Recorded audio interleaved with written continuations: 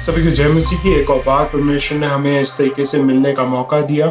और जहाँ कहीं पे भी आप हैं, मैं ये विश्वास करता हूँ कि आप लोग सुरक्षित हैं और स्वस्थ हैं और परमेश्वर के हाथों तले हैं। परमेश्वर आपको हर जगह जहाँ कहीं पे भी आप हैं, आपको आशीषित करके रखें।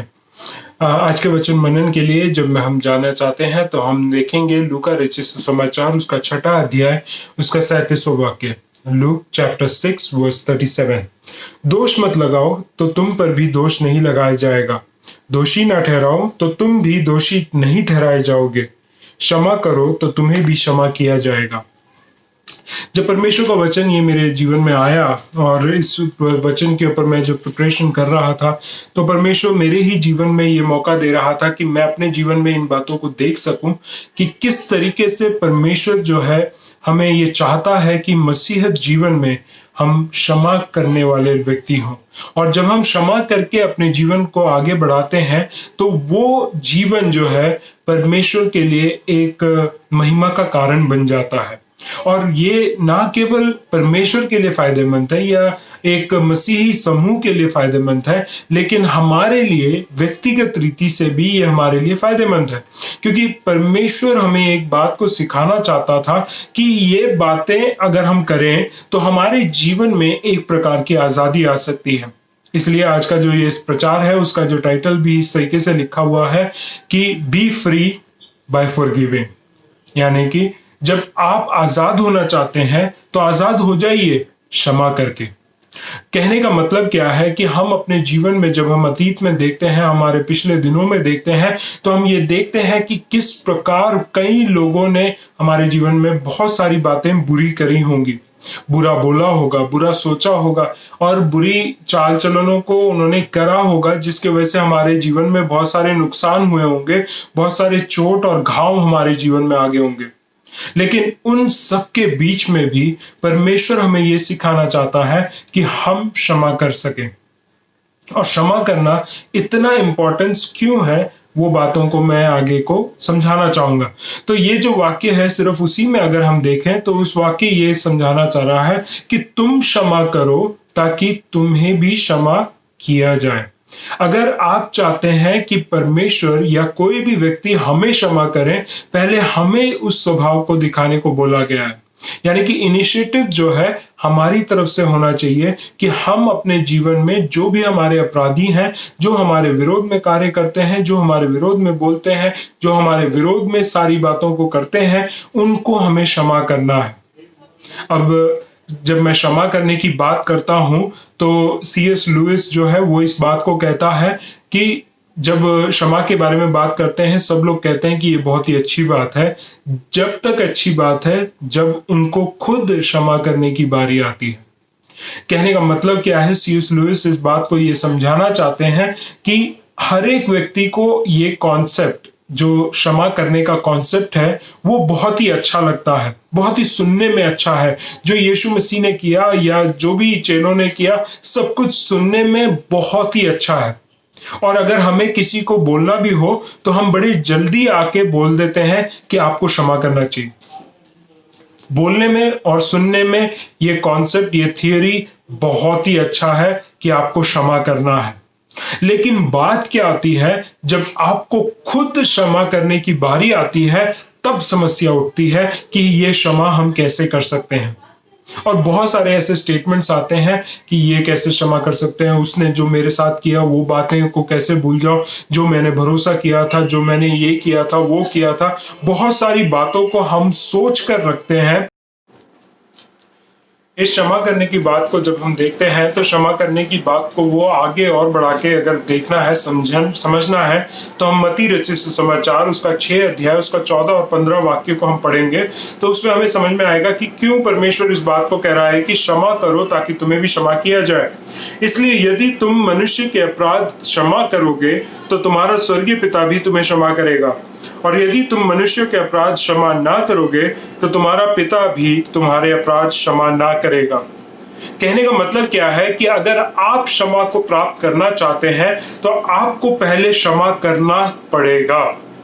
अब ऐसी कहानियों को अगर हम देखते हैं तो दृष्टांतों में परमेश्वर ने इस तरीके से भी एक सेवक के बारे में बताया था जिसने अपने मालिक से कुछ पैसे लिए थे और उस पैसे को चुका नहीं पाया, लेकिन मालिक ने उसको क्षमा कर दिया।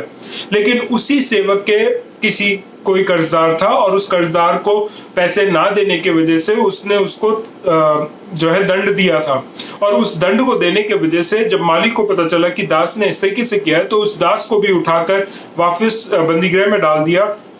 और इस तरीके से लिखा हुआ है टॉर्मेंटर्स, यानी कि सताने वालों के हाथों में उसको सौंप दिया गया था। कहने का मतलब क्या है कि जिस तरीके से आप परमेश्वर के लोगों को या लोगों को जो आपके जीवन में है उनको क्षमा करते हैं, जो आपके अपराधी हैं उनको आप क्षमा करते हैं, उसी प्रकार जो है परमेश्वर आपके अपराधों को भी क्षमा करेगा। कहने का मतलब यही है सिंपल सा कि अगर आप क्षमा प्राप्त करना चाहते हैं तो आप क्षमा करिए पे। अब जब क्षमा करने के लिए बात कर रहा हूं तो बहुत सारे मिसकंसेप्शंस भी आते हैं। वो मिसकंसेप्शंस को जो है मैं अगले हफ्ते को आपके बीच में रखूंगा और उसको क्लैरिफाई करूंगा कि क्षमा करने का मतलब क्या है। अब जब यहाँ पे अभी हम क्षमा के बारे में समझ रहे हैं तो समझना चाह रहे हैं, तो हम और एक वाक्य को हम देखेंगे जो कि इफिसियों की पत्री उसका 4था अध्याय उसका 32वां वाक्य इस प्रकार कहता है कि एक दूसरे पर कृपालु और करुणामय हो, और जैसे परमेश्वर ने मसीह में तुम्हारे अपराध क्षमा किए वैसे ही तुम भी एक दूसरे के अपराध क्षमा करो। यानी कि कहने का मतलब क्या है कि परमेश्वर ने मसीह में होकर अगर हमें क्षमा किया है तो हमें भी क्षमा करना है। अब यहाँ पे जब कॉन्सेप्ट आ रहा है क्षमा के बारे में तो ये हमें ये सिखाना चाह रहा है, इस वाक्य के द्वारा पौलुस जो कहना चाहता है वो ये है कि जिस प्रकार परमेश्वर ने मसीह में होकर हमें क्षमा किया है वैसे ही हम भी एक दूसरे के अपराधों को क्षमा करें। पहले वाले में वो अपराधियों के विषय में बात कर रहा है और यहाँ पे मसीह में होने की बात को जो है थोड़ा हाईलाइट कर रहा है, और वो कह रहा है कि जो मसीह में तुम्हारे भाई बहन है, मसीह में जो तुम्हारे बड़े हैं या छोटे हैं, वो अगर तुमसे कोई गलत काम करते हैं या तुम्हारे विरोध में कोई काम करते हैं उनको क्षमा करने की बात को पौलुस यहाँ पे सिखाना चाह रहा है। कहने का मतलब यह है कि जो तुम्हारे विरोध में कार्य करते हैं उनके ही के लिए नहीं, जो अपराधी हैं, जो तुम्हारे विश्वास में नहीं है, वो बड़े भाई बहन जो भी कोई भी हो, पड़ोसी हो या दोस्त हो या दुश्मन हो, उनको क्षमा करने के लिए पहले बात कर रहा है। और उसके बाद उस कॉन्सेप्ट में और गहराई लेके आ रहा है कि कई बार लोग ये कहते हैं कि ये तो मसीह भाई बहन थे, इनको तो वचन पता है, इनको सब कुछ करना आता है, लेकिन ये गलती करें तो इनको कैसे क्षमा कर सकते हैं। लेकिन परमेश्वर का वचन कह रहा है कि आप उनको भी क्षमा करें। कहने का मतलब हम अपने विश्वासी भाई बहन जिनको वचन का पूरा ज्ञान है, जो परमेश्वर में बपतिस्मा लिए हुए हैं, आत्मा भी पाए हुए हैं, उनसे भी गलती हो सकती है, और वो जब गलती कर भी दें तो हमारा ये कार्य ना होने पाए कि हम वेट करते रहें कि वो लोग क्षमा मांगेंगे तब हम क्षमा करेंगे। नहीं, हम क्षमा करने के लिए पहले से ही तैयार रहे, क्योंकि परमेश्वर ने यीशु मसीह में जब हम हो गए तो हमें पहले से ही उस क्षमा को प्रदान कर दिया है, तो उस क्षमा के लिए हम तैयार रहे। फिर अगली बात जो पौलुस कह रहा है कुलुस्सियों की पत्री में लिखता है 3 अध्याय उसका 13वां वाक्य, और वो इस प्रकार कहता है, और यदि किसी को किसी पर दोष देने का कोई कारण हो तो एक दूसरे की सह लो और एक दूसरे के अपराध क्षमा करो, जैसे प्रभु ने तुम्हारे अपराध क्षमा किए हैं वैसे ही तुम भी एक करो। कहने का मतलब अब क्षमा करने की बात पे वो कह रहा है कि तुम्हें किसी पे दोष लगाने का अगर कोई अवसर मिल रहा है, यानी कि उसने कुछ गलत किया है और तुम्हारे पास पूरा सॉलिड प्रूफ है कि भाई इसको हम गलत साबित कर सकते हैं, तो उस समय में भी वो ये कह रहा है कि तुम उनकी सह लो, सह लो, सह लो। कहने का मतलब क्या है कि अगर आप उन बातों को सह लेते हैं तो जिस प्रकार परमेश्वर ने हमारे अपराधों को क्षमा किए थे उसी तरीके से हम अपराधों को क्षमा करने के लिए तैयार हो सकते हैं।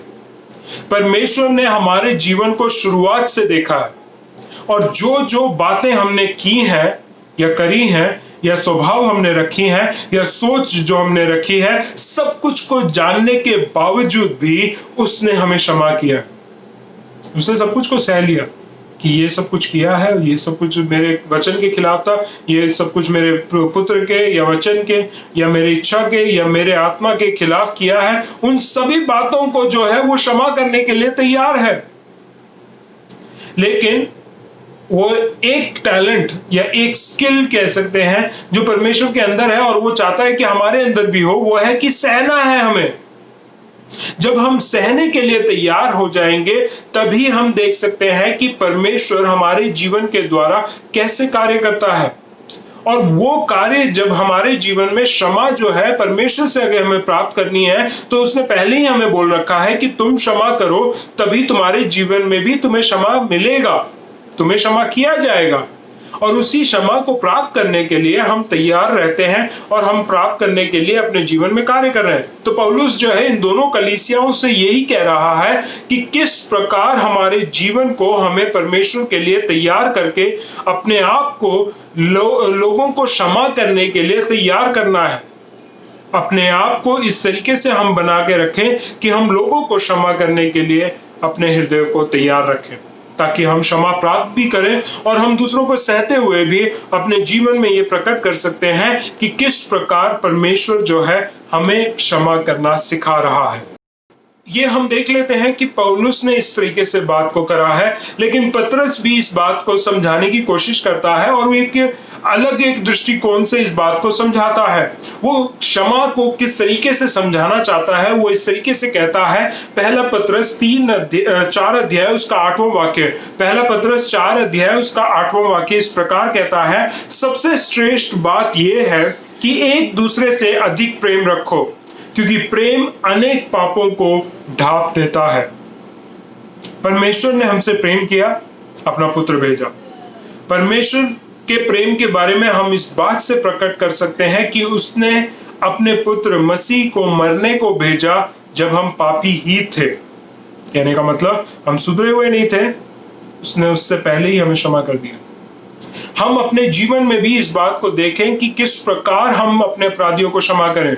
हम ये ना वेट करें कि वो लोग सुधर जाएं, वो लोग आके गिड़गिड़ाएं, वो लोग आके क्षमा मांगे तब हम क्षमा देंगे। क्योंकि अगर आप ऐसा करने जा रहे हैं तो आप अपने आप को एक बंदी गृह में डाल रहे हैं और उस बंदी गृह में आपकी आत्मिक उन्नति कभी नहीं हो सकती है, क्योंकि उस आप बंदी गृह में ही बंधे रह जाएंगे और अपने हाथों पैरों में से कभी मूवमेंट नहीं कर पाएंगे, परमेश्वर के लिए कोई कार्य नहीं कर पाएंगे, क्योंकि आपने अपने आप को खुद उस बंदी गृह में डाल दिया। कहने का मतलब जब आप आत्मिक रीति से बढ़ना चाहते हैं, आप जिस तरीके से परमेश्वर ने हमसे प्रेम दिखाया है वो प्रेम ही हमें सामर्थ देता है या मोटिवेशन देता है या हमें उत्साहित करता है कि हम एक दूसरे को भी क्षमा कर सके। क्षमा करने के द्वारा ही हमें आजादी मिल सकती है, लेकिन अगर हम क्षमा नहीं करते हैं तो हम बंधे रहेंगे। इसलिए परमेश्वर जो है इस बात को समझाना चाहता है कि अगर आप अपने जीवन में परमेश्वर के सामने आजाद होकर परमेश्वर के लिए कार्य करना चाहते हैं, परमेश्वर से आशीष प्राप्त करना चाहते हैं, तो आपको अपने जीवन में ये करके दिखाना होगा कि हम अपने आप को परमेश्वर के लिए ही नहीं लेकिन औरों के लिए भी प्रेम दिखाने के योग्य हो। क्योंकि जब हम प्रेम दिखाते हैं तो वो अनेक पापों को जो है, अनेक गलतियों को जो है ढांप देता है। अब यही कॉन्सेप्ट को जो है केवल पतरस ही नहीं लेकिन पौलुस भी इस बात को बताता है। जब हम पहले कुरिन्थियों की पत्री उसका 13वां अध्याय उसका 5वां वाक्य जब हम पढ़ते हैं, उसमें भी ये बात को ये इस तरीके से कहता है कि प्रेम जो है गलतियों का लेखा नहीं रखता है। जो गलत कर रखा है या गलतियां हुई हैं उसका लेखा नहीं रखता है। अब इस कॉन्सेप्ट को समझने के लिए मुझे बहुत टाइम नहीं लगा, क्योंकि मेरी बेटी जो है वो छोटी सी, अभी 1.5-2 साल होने वाले हैं 3 महीने में, तो वो इतनी छोटी है लेकिन बहुत सारी गलतियों को करती है। लेकिन मेरा प्रेम उसके लिए इतना ज्यादा है जिसके वजह से उसकी जो गलतियां हैं उसका जो लेखा है मैं लिख के नहीं रखता हूं कि ये 1 महीने में ये गलती करी थी, दूसरे महीने में आपने ये गलती करी थी, या 6ठे महीने में आपने ये गलती करी थी, 12वें महीने में आपने ये गलती करी थी। मैं ऐसा लेखा नहीं रख रहा हूं। और जो मेरा प्रेम है वो उन सारी बातों को भुला दे रहा है, जो उन बातों को उसने करी होंगी या गलती करी होंगी, डांट सुनने वाली बातें करी होंगी, लेकिन उन बातों को मैं भूल क्यों जा रहा हूं? क्योंकि मैं उससे प्रेम करता हूं। और उसी कॉन्सेप्ट को आपको समझना जरूरी है कि अगर आप प्रेम करते हैं, चाहे वो परमेश्वर से हो, क्योंकि अगर आप परमेश्वर से प्रेम करते हैं, आपको बोला गया है कि एक दूसरे से भी प्रेम किया करो, दोनों एक ही समान एक आज्ञा के रूप में दिया गया है। और अगर आप एक दूसरे से भी प्रेम कर रहे हैं, तो आप अगर प्रेम करते हैं तो आप बुराई का लेखा नहीं रखेंगे।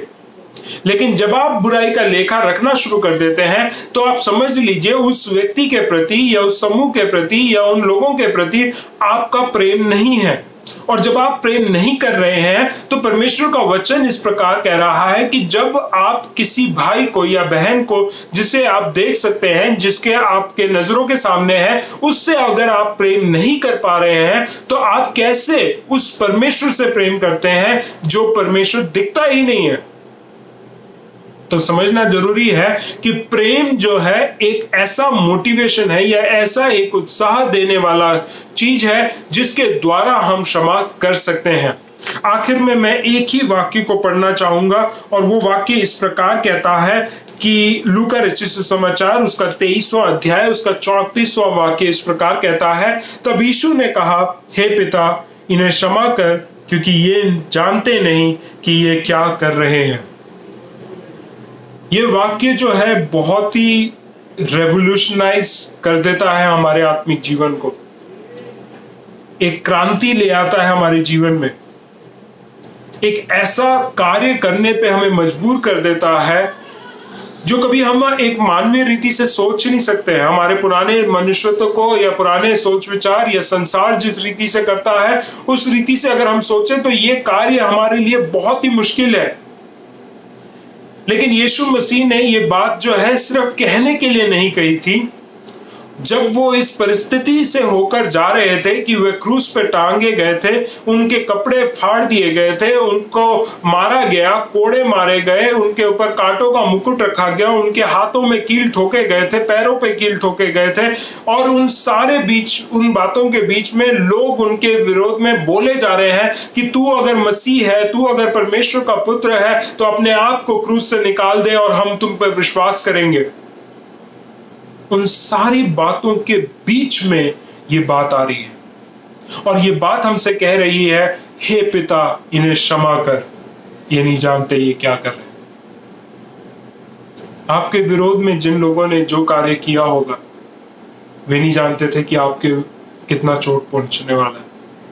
वो उनको नहीं पता था कि आपको कितना दर्द पहुंचाने वाले हैं, कितना ही आपका भरोसा टूटने वाला है, कितना ही परमेश्वर पे सवाल उठने वाले हैं कि उनके द्वारा जो कार्य किए गए। कई बार लोग सेवकाई छोड़ देते हैं, कई बार लोग विश्वास छोड़ देते हैं, कई बार जो लोग हैं वह परमेश्वर को छोड़कर अपनी जिंदगी में अन्य देवताओं को या अन्य विश्वासों में या यहाँ तक विश्वास करने लगते हैं कि परमेश्वर है ही नहीं। उस पॉइंट तक, उस स्तर तक जाने के लिए शायद किसी ने कुछ किया होगा, लेकिन मैं इतना कहना चाहता हूं कि उस पॉइंट तक लेके जाने वाला वो व्यक्ति या वो समूह नहीं है। उस पॉइंट तक जहां पे आप कह रहे हैं कि परमेश्वर है ही नहीं, या परमेश्वर पे विश्वास ही नहीं है, या आप परमेश्वर पे भरोसा करने के योग्य नहीं है, वो इसलिए लेके गए हो क्योंकि आपने उस बातों को अलाउ किया है अपने जीवन में प्रभुता करने के लिए। आपने मसीह की जगह पे उन बातों को महत्वता दे दी है। आपने अपने जीवन में ये मौका दे दिया है कि मसीह ने जिस तरीके से अपने जीवन को जिया है और अपने मृत्यु के समय में लोगों को क्षमा किया है, जिन्होंने उनको दर्द दिया, उनको मौत दिया, उनको अगर क्षमा कर दिया है, उन लोगों के प्रति उन्होंने कोई भी मनमुटाव नहीं रखा है, उनके उद्धार के लिए ही हमेशा सोचा है। जो कोई विश्वास करे उनको नाश नहीं परंतु अनंत जीवन मिले, ये बात करने के लिए हमारे जीवन में उन्होंने उदाहरण बन के दिया। और उसके बावजूद भी हम मसीह होने के बाद हमारे विरोध में अगर किसी ने गलती कर दिया, हमारे विरोध में किसी ने ठट्टा कर दिया, हमारे विरोध में किसी ने अगर मजाक कर दिया, किसी ने अगर हमें नीचे गिरा दिया, किसी ने हमारे ऊपर झूठा आरोप कर दिया, किसी ने हमें सताव कर दिया, हमारे ऊपर परेशानी कर दिया, हमारा नुकसान कर दिया, तो हम उनको क्षमा नहीं कर पाते हैं। मसीह ने अपने प्राण खोए थे। मेरे को लगता है आपके प्राण तो खोए नहीं है, और जो कुछ भी खोया होगा वो समय के साथ आ भी सकता है। शायद अगर आपका नाम भी खराब हो गया, वो नाम फिर से बन सकता है। आप अच्छे काम करें, आप अपने अच्छाई को बनाए रखें। अगर आपने कोई गलती नहीं किया है, फिर भी आप अच्छे काम को क्यों रोक रहे हैं? जो आपके साथ गलती करी है वो इंसान ने किया है, और कई बार गलतफहमी में हो जाती है, कई बार जानबूझ के भी अगर किया हो तो भी आपको क्षमा करने के लिए परमेश्वर का वचन सिखा रहा है। और उस क्षमा के साथ जब हम अपने जीवन को बिताते हैं, जब हम उस क्षमा के हिसाब से अपने जीवन को चलाते हैं, तब हम अपने जीवन में देखते हैं कि हम खुद आजाद होते हैं। मैं आज आपके जीवन में ये वचन जब बांट रहा हूं, एक ही बात कह रहा हूं कि जो आजादी मुझे मिली है, जो आजादी परमेश्वर चाहता है, वो आजादी को आप महसूस करें। उसके लिए आप क्षमा करना शुरू करें। जब आप क्षमा करेंगे तब परमेश्वर आपके जीवन में कार्य करेगा, और परमेश्वर आपको पूर्ण रीति से आपके मन को, आपके दिमाग को, आपकी आत्मा को आजाद कर देगा। और वो आजादी के साथ जब हम मसीहत में चलेंगे तो हमें मुसीबत नहीं, हमें परेशानी नहीं दिखेगी। हमें ये लगेगा ये कितना ही आसान है, कितने ही सरल है, कितना ही सहज है, कितना ही हल्का है। भाइयों और बहनों, मेरे मित्रों, मेरे को सुनने वाले सभी लोगों, आज से कोशिश करें, आप क्षमा करें। क्षमा करें जो भी आपके विरोध में हुआ है, जो भी बुरा हुआ है, जो भी गलत हुआ है। मैं जानता हूं कि आपको बहुत दर्द हुआ है, मैं जानता हूं आपको बहुत दुख हुआ है, मैं जानता हूं आप शायद भरोसा किसी पे भी ना करें, लेकिन मैं इतना कहना चाहता हूं, मसीह परमेश्वर आपसे प्रेम करता है। आपने भी गलतियां की थी, आपने भी अपराध किए थे, आपने भी परमेश्वर के खिलाफ बहुत सारे कार्यों को किया था, लेकिन उन सब के बीच में परमेश्वर ने आपको क्षमा की। क्षमा करो कि तुम भी क्षमा प्राप्त कर सको। आजादी आपके हाथ में है, चाबी आपके हाथ में है। क्या आप ताला खोलना चाहते हैं? क्या आप बेड़ियां खोलना चाहते हैं? क्या आप उस बंदी गृह का दरवाजा खोलना चाहते हैं? वो चाबी है क्षमा। क्यों ना हम अपने आंखों को बंद करें। मैं आपके लिए परमेश्वर के सामने प्रार्थना में अगुवाई करना चाहूंगा। स्वर्गीय पिता परमेश्वर, धन्यवाद के साथ आपके हाथों में हमारे जीवनों को आपके हाथ में देते हैं। परमेश्वर, हम प्रार्थना करते हैं कि हमारे जीवनों में बहुत सारे ऐसे चोट परेशानियां हुई हैं, और हमारे जीवन में वो हमारे को दर्द देती हैं, याद दिलाती हैं, और बुरे सोच विचारों को लेके आती हैं। लेकिन परमेश्वर, आज से हम ये चाहते हैं कि आप हमें क्षमा करें, क्षमा करें, ताकि हम दूसरों को भी क्षमा करने के योग्य बने।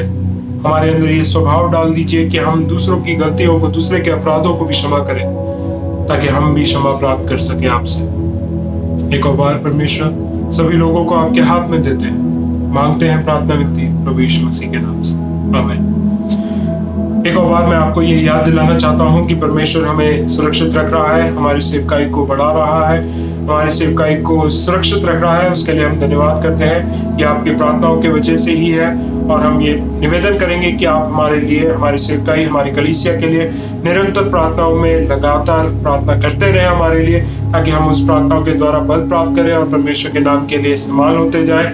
और अगर आपको ये वचन जो आज आपने सुना है आपको आशीष का कारण बना है आपके जीवन में, इसको अपने तक सीमित ना रखें, दूसरों तक शेयर करें, और वे लोग भी इस बात को सुनकर आशीष को प्राप्त करने पाए।